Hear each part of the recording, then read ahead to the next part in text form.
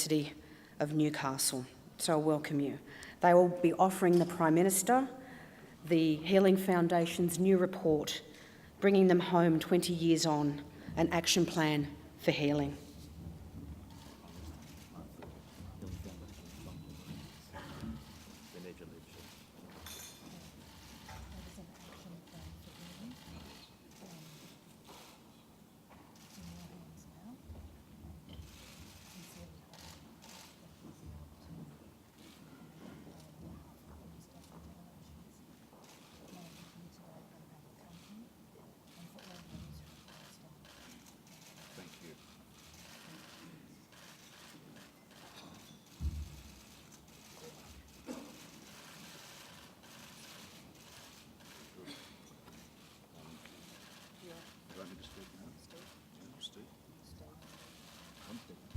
Can you please? Steve next. Yeah, I'm staying. By me? Oh, okay, right. Good.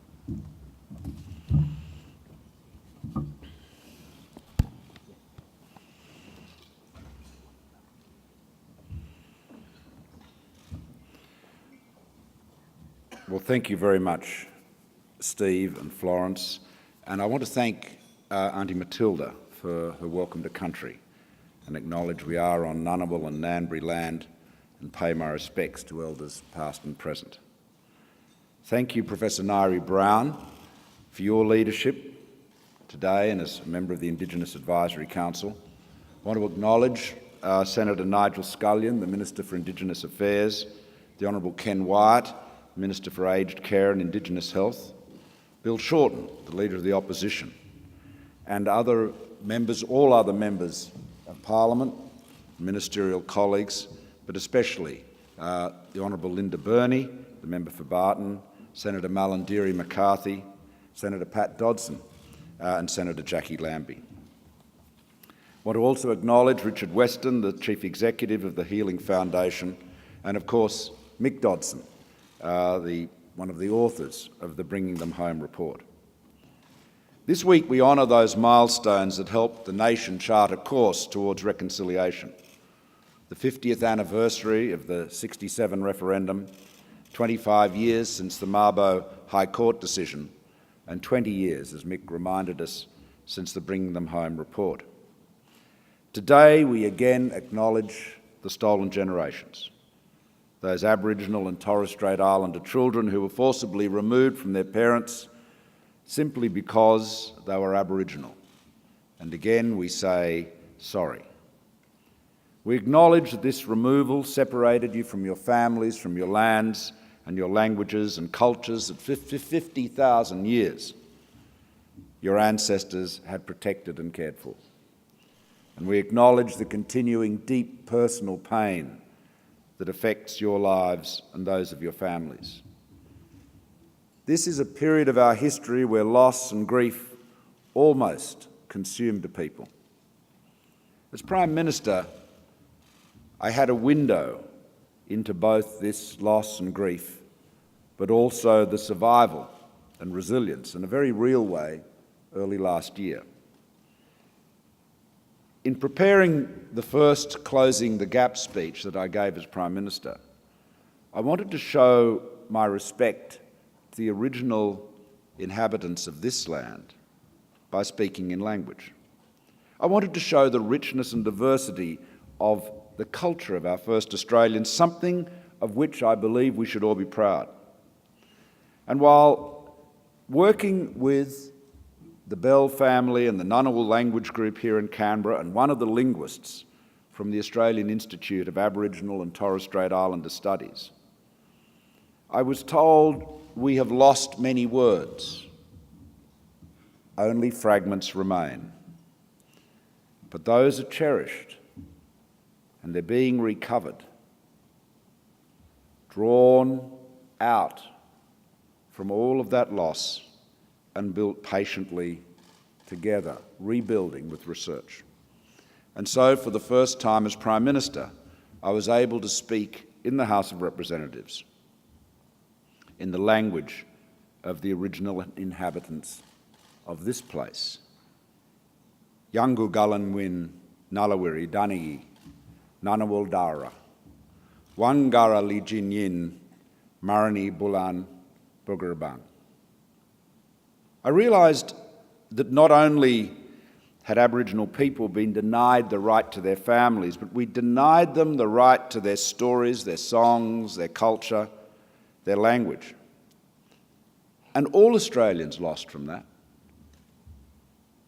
The Ngunnawal language group here in Canberra have recovered enough language to write some children's books and some other short books in language. One of those remnants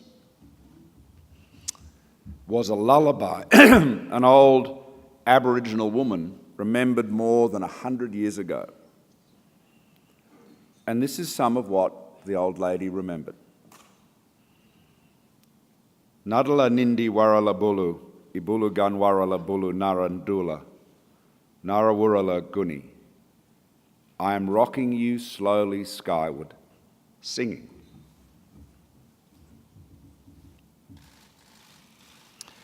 It is heartbreaking to read those words, to speak them,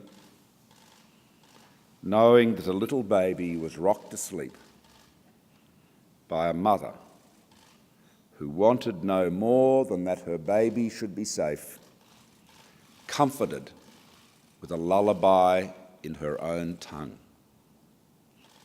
But that little baby was far from safe, nor was her mother, nor was the language in which she sang.